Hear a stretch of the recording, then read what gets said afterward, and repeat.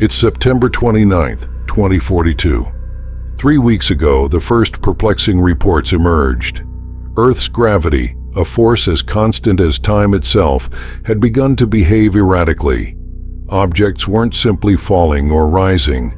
They were being tugged, flung, and suspended in chaotic, unpredictable directions, defying all known physics. Scientists worldwide, initially intrigued, soon found themselves in a frantic race, their most advanced instruments unable to explain the anomaly, their theories crumbling. What began as a strange, almost amusing curiosity is now escalating. The gravitational shifts are growing stronger, more erratic, and far more dangerous. This is no longer a scientific puzzle. It's an impending catastrophe, poised to turn our world, quite literally, upside down.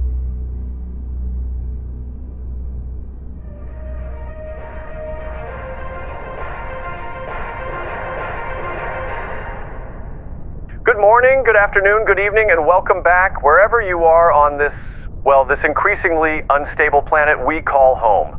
Welcome back to the Gravity Glitch Reel, your daily dose of the wonderfully weird and utterly bewildering here on Global Pulse. I'm Alex Mercer, your host, and with me, as always, is the gravitational anchor to my chaotic float, Chloe Jensen. Good to be here, Alex. It's just good to be on the ground, actually. Given the current atmospheric conditions of personal belongings, I'm just glad my mic stand hasn't decided to take a spontaneous trip to the ceiling mid-sentence today. That happened yesterday, right before we went on air. Oh, don't remind me. I had about 2 sips of my coffee yesterday before it decided to float out of the cup and then splash back down all over my new trousers. Ouch. Yeah, that was hilarious. I'm sorry. Not for me, it wasn't. I would have appreciated if it had waited until it had cooled down a bit, but never mind. So anyway, folks, it's been 3 weeks, 3 glorious, utterly nonsensical weeks since Earth decided it was bored with the fundamental laws of physics. Gravity, our old predictable friend, has officially gone rogue. We're talking less apple falling on Newton's head and more Newton getting smacked in the face by a sentient apple that then decided to orbit his ear for 5 minutes before spontaneously embedding itself in the wall. Yeah, well, it's like the universe woke up one day and decided to play a cosmic game of fetch and release, like only it forgot to tell us the rules or what it was fetching or that we were even playing. And we're all just these unwilling participants trying not to get hit by a flying mailbox. Yeah, it's dangerous out there. I mean, we can joke about it, but there have been a lot of injuries and some of them quite serious. Yeah, absolutely. We can laugh about the absurdity, and frankly, sometimes you have to just to cope. But the reports of injuries are escalating. There's no doubt about that. They are. Globally, we're seeing thousands of incidents, from minor bumps and bruises to some truly terrifying, life-altering events, and we've had a few tragic incidents with people on high-rise balconies, or even just crossing a street where a sudden upward surge or a lateral pull has had devastating consequences. So be mindful of that, folks. Just stay off balconies and the like for the time being. Construction workers are also facing unprecedented dangers, and if you're operating heavy machinery or, heaven forbid, anything airborne, it's a whole new ball game of peril. Yeah, it is. I mean, think about the implications for basic infrastructure. If it gets any worse, buildings will need new anchoring systems, bridges will be under stress they were never designed for, and even now, shipping, air travel, just walking outside on a windy day is now a gamble. It really is, and the unpredictable nature of it is what's so unsettling. It's not just a constant reduced gravity like on the moon. This is chaotic. One moment, your hot coffee is falling from the air all over your new trousers. Yeah, I'm never going to get over that. And the next, your car is inexplicably accelerating sideways across the road, only to snap back to Earth with a jolt that rattles your teeth. I mean, people are getting whiplash just from existing. Yeah, scary stuff. Hey, Alex, did you see that clip of the high jump competition where one of the athletes during their run-up, they experienced a sudden burst of upward pull and cleared the bar by about 2 meters? Yeah, yes I did. That was awesome. He accidentally set a new world record too, and the debate is still raging about whether it counts, but look, if the world's gonna throw us curveballs, we might as well count the home runs, even if they're gravity assisted. Yeah, I agree. One of my favorite clips, actually, is the one with the guy in London. You know the one. He was just walking his dog, a kind of fluffy Pomeranian, and the dog on its leash just started ascending like a very fluffy, yapping balloon, and the poor guy was just standing there, holding the leash, looking up, utterly bewildered, as his dog barked from about 20 feet in the air. I mean, the poor dog, luckily he didn't just plummet from the air. He just descended gently, but not before providing endless meme content. Yep, I've seen them, and our entire lives are just one massive collection of memes now. Unfortunately so, but such is the modern world. Now anyway, this is the part that I find most perplexing, and I know many of our listeners share this sentiment. The fact that it's not constant. You don't feel this bizarre gravity all the time. It's not like we're permanently lighter or heavier floating around like astronauts. It comes in waves, these strange, unpredictable shifts that hit without warning, then vanish just as quickly.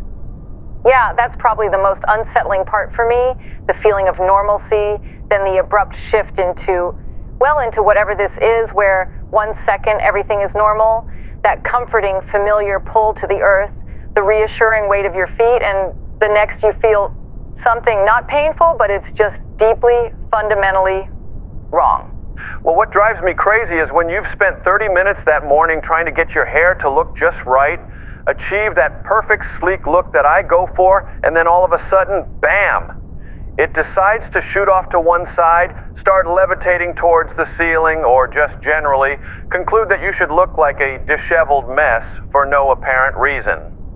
Yeah, I went from straight and silky to mad scientist in about 2 seconds flat yesterday morning, right as I was about to walk out the door. I think it suited you.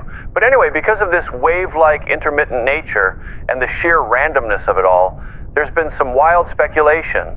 Some people are calling it worldwide poltergeist activity. Oh, the paranormal explanation. I knew that would crop up eventually. It's spirits. It's ghosts with a grudge against our hairstyles. It's the vengeful souls of the departed finally making their presence felt by nudging our cutlery.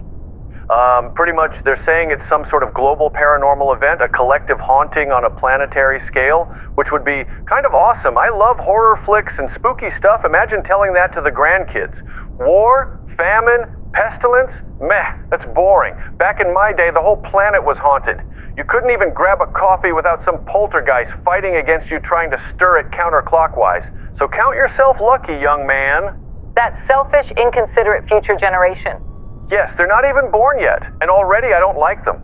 But anyway, this is where the scientists, bless their baffled heads, step in. They've allegedly disproven the poltergeist theory firmly, categorically, after running countless simulations from the world's most powerful supercomputers, gathering millions of data points from every corner of the globe, using the most advanced instruments humanity has ever conceived. They've concluded it is not paranormal. They've crunched the numbers, cross-referenced the anomalies, charted the fluctuations, and the data just simply does not point towards ghosts. Right, because a global ghost invasion would be less complicated than what's actually happening, I suppose. It feels almost like they're saying it makes no sense, but it's still science. Just not science we understand. Apparently so. Well, according to the Global Gravitational Anomaly Research Institute, which I had no idea existed, I mean, why would you? But anyway, they've stated unequivocally that it is, in fact, a purely gravitational anomaly. They say it's entirely within the realm of physics, albeit a realm of physics we currently have absolutely no comprehension of. So thank you to the Global Gravitational Anomaly Research Institute for that complete lack of insight and expertise you've so generously shared with us. At least if it were ghosts, you could try an exorcism or perhaps some sage burning, but what do you do with rogue gravity?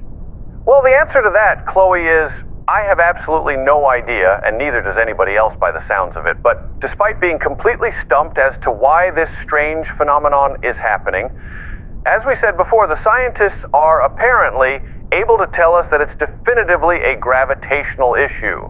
They're using these advanced gravimetric array scanners, these super sensitive devices that can measure the slightest fluctuation in the gravitational field, capable of detecting changes down to the quantum level, and they've got them networked globally, a real-time, planet-wide monitoring system, constantly feeding data into their mainframes. And every time one of these waves hits, Every time a stapler floats or your hair decides to restyle itself or your stomach does that weird lurch, those scanners light up like Christmas trees, displaying complex, unreadable graphs of gravitational distortion. Wow, you really know your stuff, Alex. Yes, I do. And of course, Googling stuff and then pretending you know what you're talking about, even though you've no idea what half the words coming out of your mouth even mean, also helps. It does. I do it all the time. Okay, so they can see it happening. They can measure the force, the direction of the anomaly. They know it's gravity, but they just don't know why it's happening. Well, to the best of my knowledge, and after an extensive 3-minute search on Google, yes. That's what I've concluded. However, the most worrying part is that it's becoming more frequent, and it's getting stronger. The experts, the ones with the gravimeters and the supercomputers, they've confirmed it. When it started 3 weeks ago, it was isolated, brief, and relatively weak. Now, the gaps between these waves are shortening, and when they hit, they're hitting with more force. Which means that tragically, I'm going to have to start using a lot more gel if I have any hope of keeping this beautiful head of hair in place. Yes, and that is a terrifying thought. It's already solid. But seriously, this is getting kind of scary, isn't it? The probability of encountering one of these shifts and the severity of that encounter is just increasing. It's like a ticking clock, but we don't know what's at the end of the countdown. Precisely. And this morning, this escalating situation was brought into incredibly stark and terrifying reality. Footage emerged, allegedly from China, showing something truly unprecedented. Now, I have to preface this with a huge dose of skepticism because with all the deepfake technology, the AI-generated content, and the sheer volume of misinformation out there today, you simply can't trust everything you see on the internet, but if this footage is even partially true, then we're in an entirely new level of trouble. In a major metropolitan area in China, footage, purportedly from a drone, showed a cluster of skyscrapers, and these gigantic structures, monuments to human engineering, concrete steel, reaching for the heavens, they appeared to bend. Not sway like in an earthquake, but to visibly, distinctly bend, like they were reacting to an unimaginable gravitational tug. The footage shows them leaning, their topmost sections visibly distorting from their vertical alignment for a good 30 seconds before slowly returning to their original upright positions. Yeah, I saw that, Alex, and the immediate thought is faked, right? Just a clever bit of CGI, because the idea of a skyscraper designed to withstand so much, just bending as it appears to do in a cartoonish kind of way, just doesn't seem possible. But the sheer viral spread of it, the level of detail in the footage, the panic in the recorded background audio, it's pretty convincing and incredibly frightening if it's real, which I think it is. My God, what if that thing had just snapped? Like, how many people would have been killed? Thousands, probably. With the number of people in the actual building itself and also those below, I mean, the streets were thronged with people. Imagine being inside it when it was actually happening. Oh my God. That would be my worst nightmare. I am absolutely terrified of heights. 3 rungs up a ladder and my knees start shaking. Pathetic, I know. All right, folks, we're going to take a quick commercial break, but we'll be back before you know it, so don't you float anywhere.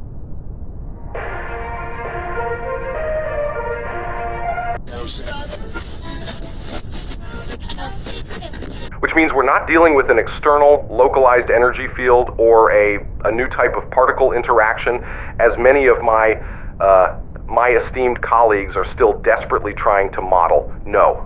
This isn't an anomaly upon gravity, it's an anomaly of gravity itself. So we are witnessing what I believe is a fundamental systemic breakdown in the very fabric of space-time, a catastrophic shift in the cosmological constants that govern our reality. And so the core issue, as I've theorized and as the latest increasingly erratic data suggests, is that the gravitational constant G is no longer constant. It's fluctuating and fluctuating wildly, not just in magnitude, but in its very vector orientation and most bafflingly, in its localized influence. Imagine the universe's foundational metric, the very grid upon which everything else is built, suddenly becoming fluid, suddenly becoming unstable, and riddled with transient multidimensional stresses. We've always understood gravity as space-time curvature mediated by the exchange of hypothetical gravitons, or as an emergent property of deeper geometries. But what if that deeper geometry is undergoing a phase transition? Think of it like water turning to steam or ice. The fundamental nature of the medium changes, and its properties become radically different. And our space-time, the one we've known, the one governed by Einstein's elegant equations, appears to be in a state of what I would call gravitational delamination. And so layers are peeling, shifting, interacting in ways that create localized pockets of extreme energetic variance. So this is why the phenomenon isn't constant. It's not like a steady hum, it's more of a cacophony, and the fluctuations we observe, the seemingly random bursts where objects are flung into the sky, then abruptly slammed back down, or stranger still, suspended in an arbitrary direction, are, in my view, the macroscopic manifestations of quantum gravitational instabilities. For decades, we theorized about the quantum foam, the infinitesimally small, chaotic fluctuations of space-time at the Planck scale. My hypothesis posits that something, some external influence, or perhaps an internal resonance within the cosmic web itself, has amplified this foam, bringing it into our observable macroscopic reality. So, picture our universe not as a smooth, continuous surface, but as a vast, intricate, hyperdimensional tapestry. Well, what if that tapestry is now encountering a series of rips or snags where the threads of the gravitational field are being pulled, then released, or worse, are becoming entangled with threads from an adjacent, perhaps even higher dimension? We perceive these snags as localized gravitational outbursts. The snags are not uniformly distributed. They appear and disappear based on the confluence of incredibly subtle underlying quantum fluctuations. Fluctuations that are, for reasons I'll get to, no longer subtle. Now, consider the variability of scope, for example, the infamous pencil paradox, where a pencil will suddenly defy gravity, hovering or darting erratically, while the paper it rests upon remains utterly unaffected. Well, this is perhaps the most compelling evidence for a quantum resonant, rather than a purely classical gravitational anomaly. If it were a classical field, even a rapidly oscillating one, we would expect a gradient, a more uniform effect across nearby objects. But here, we see discrete object-specific interactions. So my theory suggests that the anomaly isn't just about mass, but also about resonant frequencies at a subatomic, perhaps even a quantum entanglement level. So each object, even ostensibly identical ones, possesses a unique quantum signature, a specific vibrational frequency determined by its atomic composition, molecular structure, and internal energy states.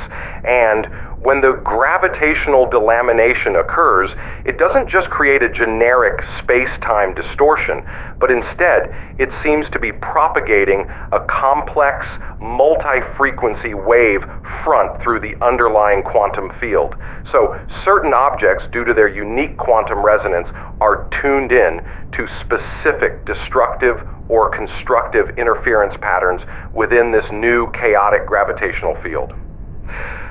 Sorry, Steve, I hope this is making sense to you and I haven't completely lost you by this point. Sometimes I get a bit carried away when I start talking about this stuff.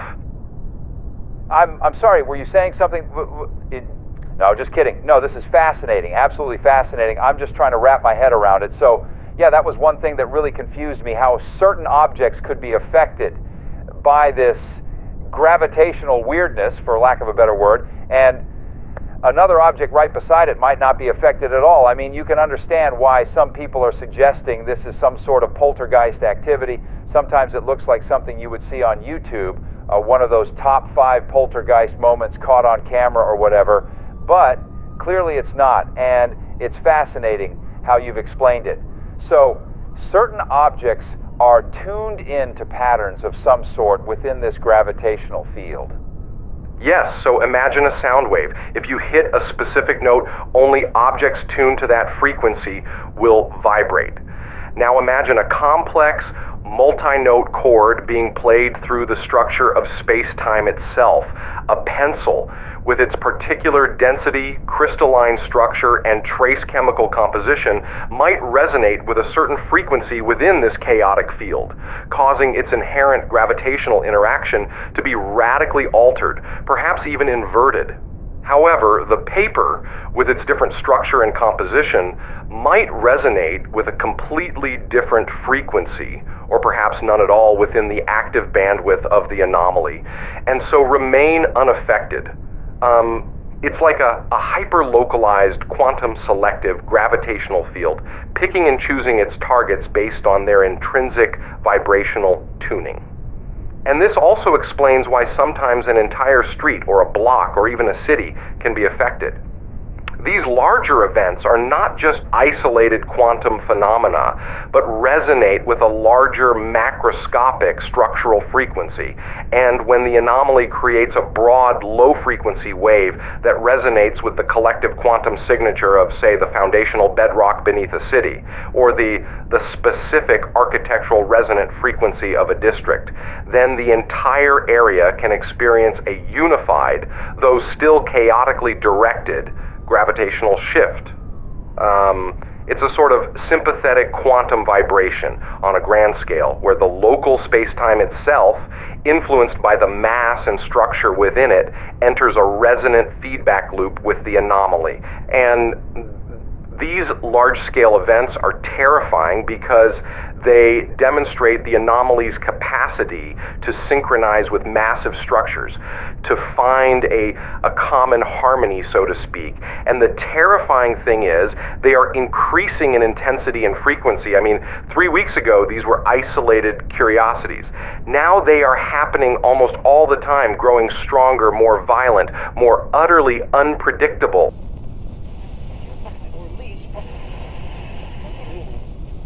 And that's why I'm late almost every morning. I have never and will never set an alarm. It goes against the laws of nature. People thousands of years ago didn't wind up a rooster before bed so it would crow at a specific time in the morning.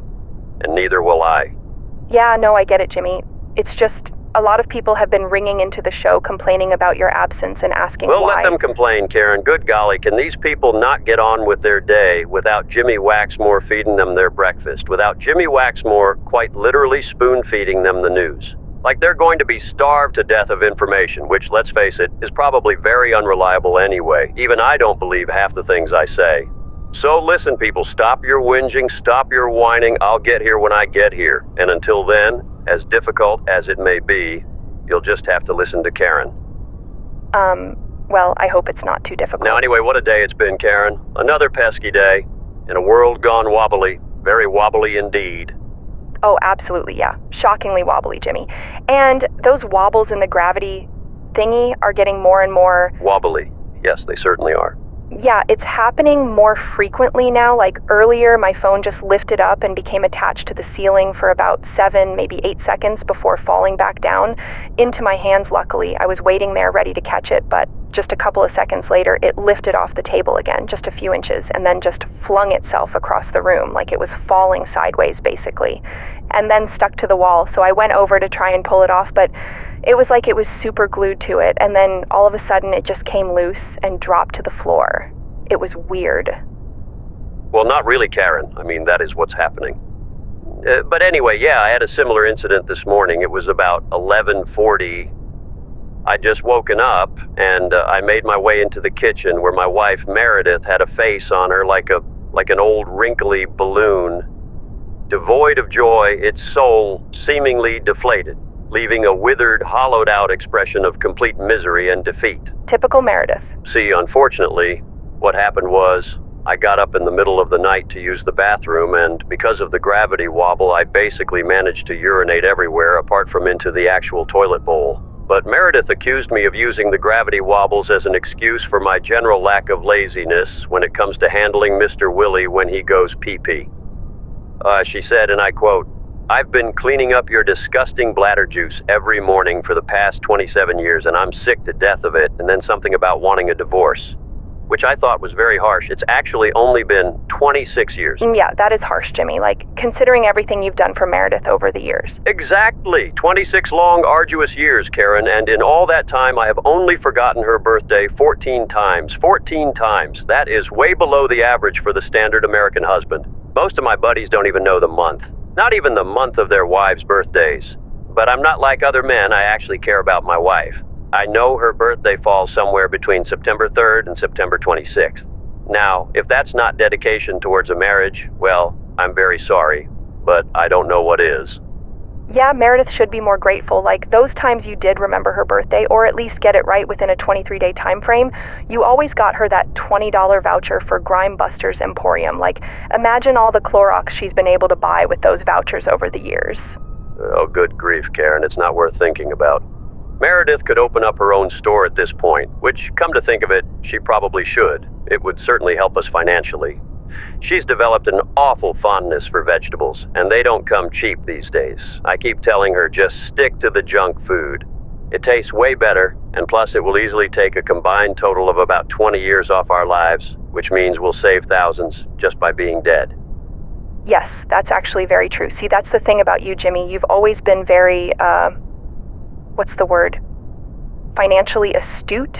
Like the way, instead of buying your kids Christmas presents, they just inherited the ones that you got as a kid. Yeah, they especially loved my old Magna Doodle. My motto was, more doodling and less Googling.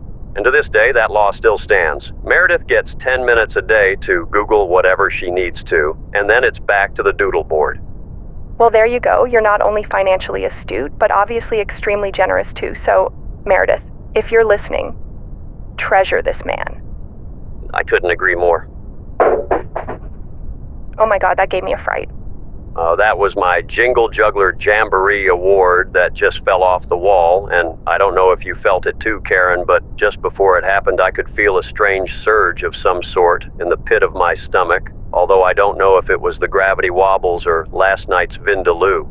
Yeah, no, I felt it too, Jimmy. I could feel something building, like a vibration or something. Exactly, and there it is again. Can you feel it? It seems to be gradually building in intensity.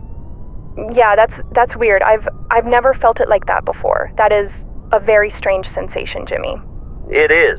The only thing I can liken it to is the feeling of being possessed by a gigantic bumblebee. Oh my God, Jimmy. Look at that. Well, holy hot wobbles, Karen. Now that's something. Okay, so literally, every loose object in the studio is now suspended in midair, folks, including us. The chairs we're sitting on are hovering a couple of inches above the ground. Yeah, and that feeling is growing more and more intense. I'm not gonna lie, Jimmy, I'm kind of scared right now. Yeah, you should be, Karen. In a few minutes from now, we could be squished all over the ceiling like a pair of human cockroaches. God help whoever has to scrape us off. Oh my God. Whatever that is, it seems to be affecting the signal too. It's getting all fuzzy. And just in the last few minutes, the intensity of this phenomenon seems to have surged to an unprecedented level. What we are witnessing now, especially here in New York, and what's being reported simultaneously from every corner of the globe, it's a terrifying acceleration.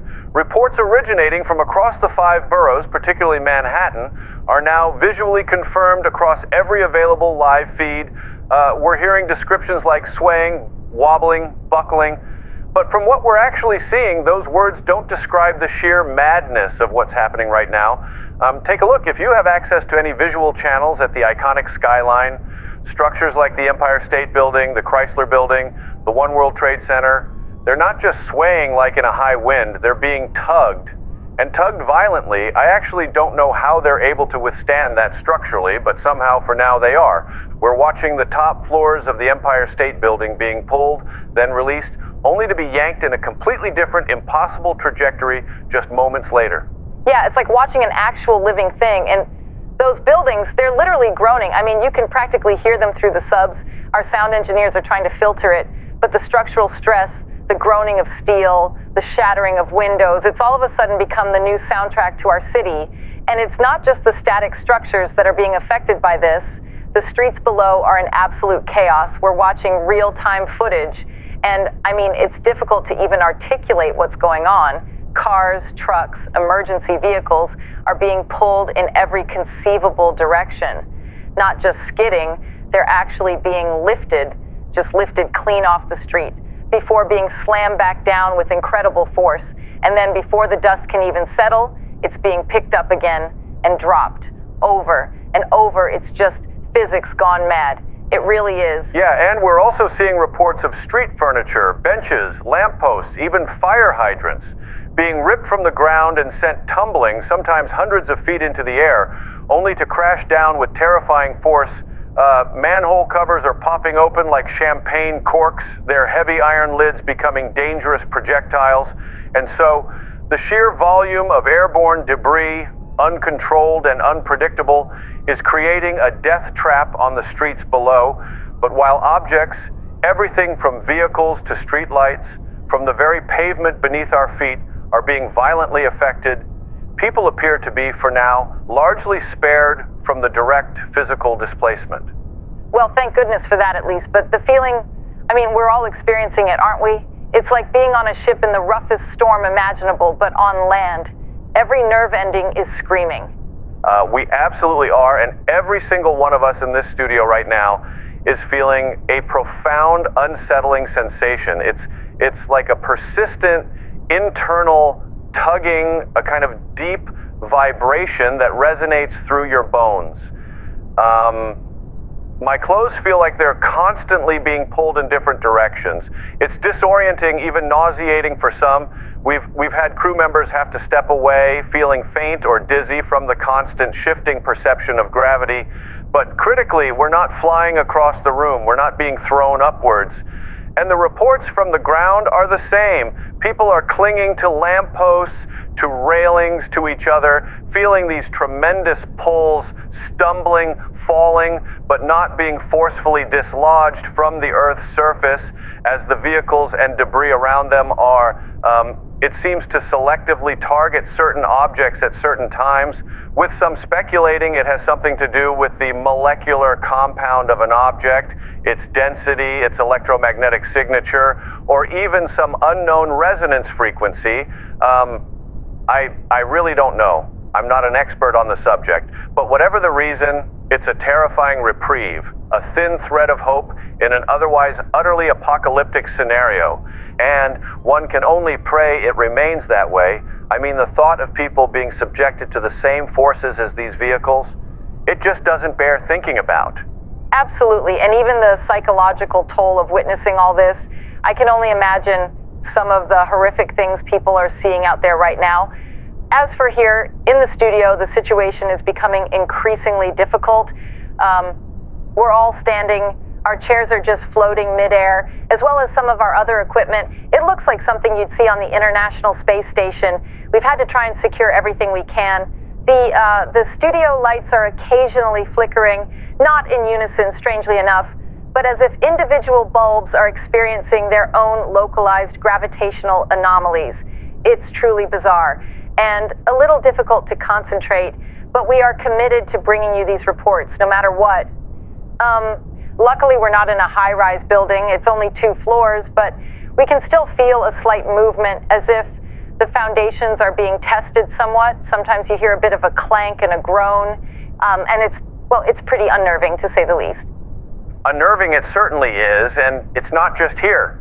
We're getting reports from our affiliates in London, Tokyo, Sydney, all of them describing this simultaneous dramatic increase in intensity, and so it seems the entire planet is experiencing this sudden shift, which is exactly what we have been fearing the most over the past 3 weeks, that this strange phenomenon would escalate, and unfortunately, that is exactly what seems to be unfolding right before our eyes. Reports coming in from our international desks describe similar scenes.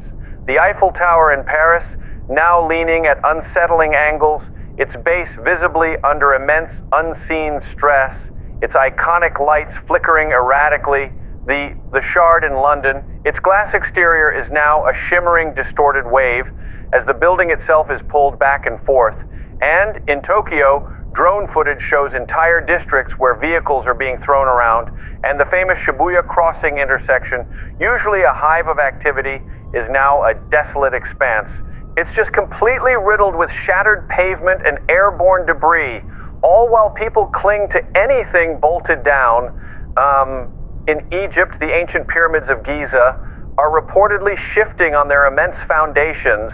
It's just, the list goes on and on. Literally every city in the world seems to be reporting much the same thing as we are here. So, this is by no means isolated. This is universal. Yes, and we're also hearing more specific reports of infrastructure failing. Roads aren't just shifting, they're buckling, rising in a wave-like motion, and then collapsing into sinkholes as the very ground beneath them is twisted by these forces. Bridges are snapping under stresses they were never designed to endure. Power lines are whipping wildly, shorting out, plunging vast areas into darkness. And the sophisticated global communication networks, which we rely on for these very broadcasts, are on the brink of failure. Their satellite feeds flickering, their ground stations battling internal structural damage, and in some cases, power outages. And so, it's a constant fight to maintain a connection, and sadly, it seems we're losing. But we will stay on the air as long as we possibly can, people. Don't you worry about that. Yep, you have our word. Now, the government's response to this whole phenomenon over the last 3 weeks has been, I think we can all agree, pretty vague, which is understandable. I mean, they don't know any more about what we're dealing with than we do ourselves, but we have just received an alert on our phones, and I'm guessing that you have too. It just basically says, seek sturdy shelter, stay indoors, do not travel, that sort of stuff. I guess that's what most people would be doing anyway, but what does sturdy even mean anymore? You know, seriously, when the foundations of our buildings, and not just our buildings, but our world, are being undermined, and when the very ground beneath you can become a trampoline or quicksand or a launching pad, is there such a thing as sturdy? Well, that's a good point, and unfortunately, the answer is probably no. Unfortunately so. But anyway, one person who's not taking the government's warnings into account, despite our pleas for him to come back to the studio, or just simply go home, is our ground reporter, who we hope is still on the actual ground. But anyway, he is currently outside right now amidst all that mayhem. Call it bravery, call it stupidity. But either way, we're going over to him now to get an idea of what is going on out there. So DJ, can you hear me? Yes, I can. What up, my man? Well, that's precisely what I wanted to ask you. What's going on right now, DJ? What can you see? Well, I'm currently in Times Square, and what I be seeing right now is freaky beyond description. Every building around me be lurching and jerking, doing some weird-ass twitching and twerking. There's a lot of people screaming out the windows for help. 1 second they there, next second the buildings start getting all jerky again and they thrown back inside. It'd be like a big skyscraper rodeo. People don't know what in the hell be going on. They holding on to anything that's fixed to the ground, fearing they're gonna float away. Some of them have chained themselves to railings, lampposts, street signs. One dude used a bicycle chain to attach himself to a trash can, which turned out to be a very, very bad idea, because almost instantly it just floated up into the air with him attached to it, while he be screaming, like this really high-pitched scream, which did not sound like it should be possible coming from the vocal cords of an adult man. I found it fascinating how a 40-something-year-old dude can all of a sudden sound like a 6-year-old girl when they find themselves in a predicament like that. It was traumatic to witness, but at the same time, also very funny. Okay, and what about vehicles and the like? Are they, as has been reported, getting lifted up into the air and being thrown around? Is that what you're seeing right now? Most of them just be suspended in midair. I got one dude looking down at me as if to say, yo man, help me out here, but there ain't shit I can do, so I don't really know what that stupid motherfucker want from me. DJ, please watch the language. He's trying to say something right now. What? What? I can't hear you, man. I don't know what that dude expect me to do. Maybe he just needs some words of encouragement, DJ, some words of hope. Yo! Stop being a whiny ass little bitch before I come up there and whoop the shit out of your wimpy ass. Not exactly what I had in mind. Yo, what the fuck? Oh my God. Oh shit, something's starting to change, man. Okay, I'm levitating. We're starting to float. Oh shit! Oh my dear Lord, we're slowly rising towards the ceiling. Whoa! Holy shit, I'm about 30 feet in the air. I'm floating beside a motherfucking poodle. Try and grab hold of something. Oh my God, I can't believe this has happened. Holy shit! Some of the buildings are falling. They've fallen like dominoes. And I'm still rising. I'm still going up. Hello? Hello? You still there? You still there, Alex? I'm in the clouds. I can see clouds. I can see motherfucking clouds. Hello?